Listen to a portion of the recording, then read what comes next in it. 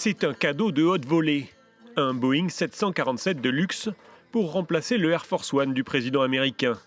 Selon la Maison-Blanche, la famille royale du Qatar a proposé d'offrir à Donald Trump cet avion, surnommé le Palais dans le ciel, dont la valeur est estimée à 400 millions de dollars.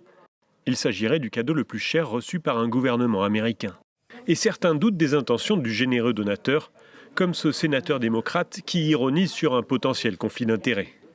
Rien n'exprime mieux America First, l'Amérique d'abord, qu'un Air Force One offert par le Qatar. Ce n'est pas seulement de la corruption, c'est de l'influence étrangère de première classe avec espace supplémentaire pour les jambes. À l'heure actuelle, Donald Trump voyage à bord de 2 avions datant de 1990.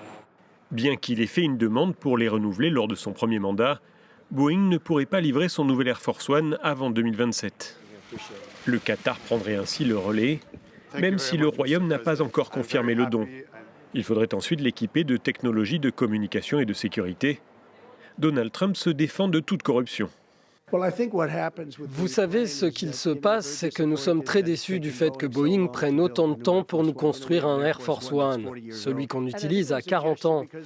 Je pense que c'était un geste parce que nous avons beaucoup aidé ces pays, l'Arabie Saoudite, les Émirats, le Qatar, pour leur sécurité. Si nous n'avions pas été là, ils n'existeraient probablement pas.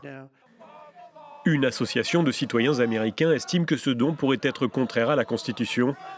Elle interdit en effet à un fonctionnaire de recevoir un cadeau de gouvernements étrangers sans un accord du Congrès.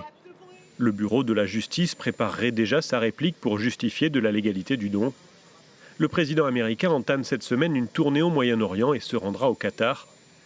Mais la remise du 747-8 n'est pas prévue à ce moment-là.